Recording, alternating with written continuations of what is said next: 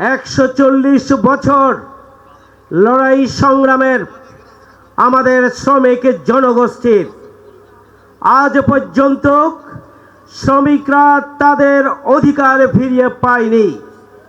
শ্রমিকদের কর্মক্ষেত্রের নিরাপত্তা নিশ্চিত করা হয়নি। শ্রমিকদের জন্য উপযুক্ত যে মজুরি নির্ধারণ করা প্রয়োজন সেটি নির্ধারণ করা হয়নি।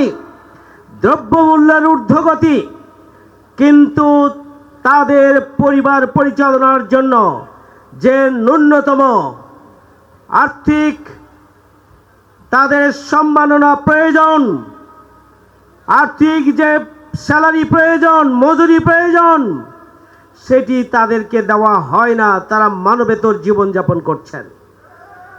আমাদের শ্রমিক জনগোষ্ঠী যাদের কর্মক্ষেত্রে নিরাপত্তা নিশ্চিত করার জন্য যে প্রশিক্ষণ প্রয়োজন, যে ট্রেনিংয়ের প্রয়োজন, যে প্রয়োজনীয় ওয়ার্কশপ প্রয়োজন, সেই ধরনের কোনো ব্যবস্থাপনা রাষ্ট্রের পক্ষ থেকে নেই।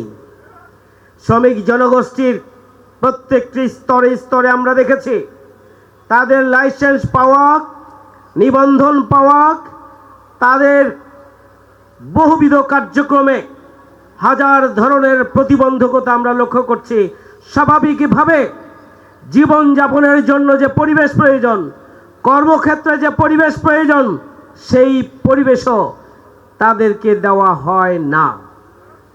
সংগ্রামী ভাই বন্ধুগণ, আমরা লক্ষ্য করছি একজন শ্রমিক কর্মক্ষেত্রে তার দায়িত্ব পালনকালীন সময়ে যদি অসুস্থ হয়, আহত হয়, তার জন্য তাকে পরিপূর্ণ সুস্থ করার লক্ষ্যে যে স্বাস্থ্যসেবা নিশ্চিত করা আর্থিক অনুদানের প্রয়োজন, সেটিও তাদের জন্য নেই। শুধু তাই নয়, শ্রমিকরা যদি মারা যায় কর্মক্ষেত্রে, তাহলে তাদের জন্য যে আর্থিক নিরাপত্তা, সেই নিরাপত্তার পরিমাণটা এত কম, তা দিয়ে পরিবারে 2 মাসও নয়, 1 মাসও সংসার পরিচালনা করা সম্ভব নয়। এটা বৈষম্যহীন। এই বাংলাদেশে শ্রমিকদের প্রতি যে বৈষম্য, শ্রমিকদের অধিকার নিয়ে যে ছিনিমিনি, শ্রমিকদের অধিকার প্রতিষ্ঠা করার ক্ষেত্রে রাষ্ট্র এবং সরকারের যে অনীহা, এটি কোনোভাবেই আমরা মেনে নিতে পারি না। আমরা আজকের এই শ্রমিক সমাবেশ থেকে পরিষ্কার করে বলতে চাই, শ্রমিকদের নিরাপত্তা নিশ্চিত করতে হবে। শ্রমিকদের ন্যায্য যে মজুরি, সেটি তাদেরকে দিতে হবে। কর্মক্ষেত্রে নিরাপত্তা দিতে হবে। তারা আহত হলে চিকিৎসার ব্যবস্থা করতে হবে। যদি কোনো শ্রমিক মারা যায়, ওই পরিবারে যাতে করে স্বাভাবিকভাবে আবার উঠে দাঁড়াতে পারে, সেই ধরনের আর্থিক সহযোগিতা করার জন্য রাষ্ট্রীয় উদ্যোগ গ্রহণ করতে হবে। তাদেরকে প্রয়োজনীয় প্রশিক্ষণের ব্যবস্থা গ্রহণ করতে হবে। আজকের গোটা দুনিয়ার যে সভ্যতার বিনির্মাণ, এই সভ্যতার প্রতিটি ইঞ্চির সাথে আমাদের শ্রমিকদের ঘাম, শ্রম, রক্ত এবং জীবনের প্রতিটি পরিশ্রমের কণা এখানে সম্পৃক্ত রয়েছে। সুতরাং শ্রমিকদের অধিকার প্রতিষ্ঠা করা ছাড়া বাংলাদেশকে এগিয়ে নেওয়া সম্ভব নয়।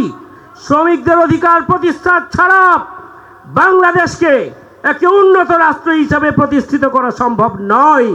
বৈষম্যহীন বাংলাদেশ প্রতিষ্ঠার জন্য, জনগণের অধিকার প্রতিষ্ঠার জন্য, নিরাপদ এবং মানবিক বাংলাদেশ প্রতিষ্ঠার জন্য অবশ্যই শ্রমিকদের অধিকারকে অগ্রাধিকারের ভিত্তিতে বাস্তবায়ন করার জন্য সরকারকে শ্রমিক নীতিমালাকে সংস্কার করে পুরো ঢেলে সাজাতে হবে। বাংলাদেশের শ্রমিক নীতিমালা, শ্রমিক আইন হবে শ্রমিক বান্ধব, সেটি নিশ্চিত করার জন্য সরকারকে পদক্ষেপ গ্রহণ করতে হবে।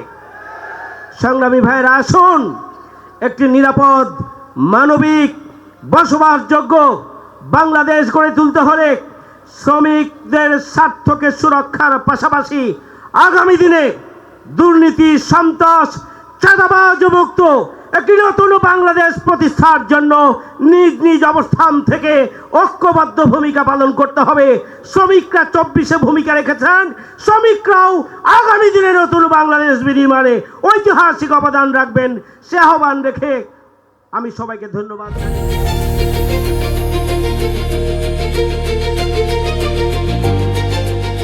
দিনাজপুর টিভি মানুষের জীবনের কথা বলে।